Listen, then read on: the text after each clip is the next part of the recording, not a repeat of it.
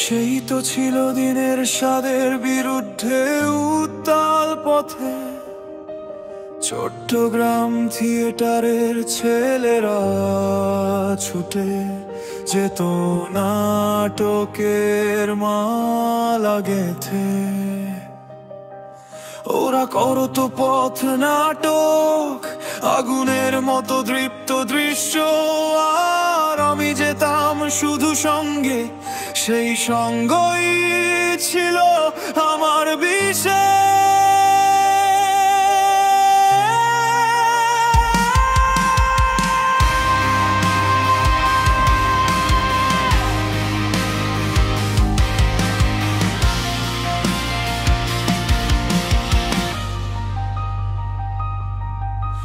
সুবীর, তুই না থাকলে কিছুই হতো না। তুই আমাকে প্রথম নিয়ে গেছিলি চট্টগ্রাম থিয়েটারের ঘরে। সেখানেই তো পরিচয় যিশু, পিন্টু, বিভাস, বিমান, রঞ্জিত। যেন নতুন এক দুনিয়া খুলে গেছিল আমার চোখের নীড়ে। রিহার্সালের ঘাম, হাসি, আলো, ছায়া, তর্ক, মজা, কেমন যেন নিজের ভুবন মনে হতো।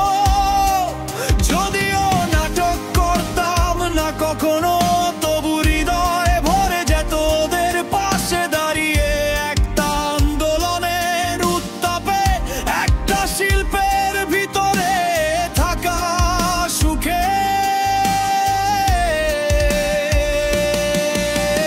তারপর তো সময় বয়ে গেল, জীবন আমাকে ছুড়ে দিল 21 বছরের প্রবাসে। তবু সেই ছেলেগুলোর মুখ, সেই চট্টগ্রাম থিয়েটারের গন্ধ কোথাও মুছে যায়নি মন থেকে।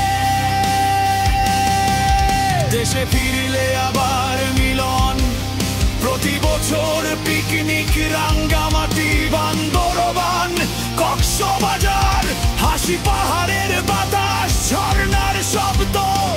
আমরা যেন তখনও তরুণ, কোনো চিন্তা নেই, শুধু স্মৃতির নৌকা ভাসে পাখে পাখে।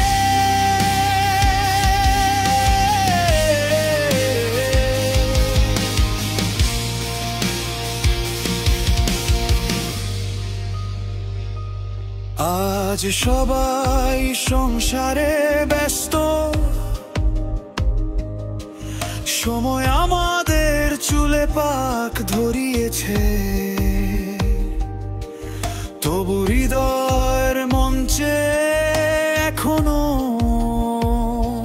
সেই সুবীর, যিশু, পিন্টু, বিভাস, বিমান, রঞ্জিতরা আমার স্থায়ী দর্শক আর সহযোদ্ধা। চট্টগ্রাম থিয়েটারের সেই দিনগুলো আমার বুকের ভিতর আজও আগুন হয়ে জ্বলে।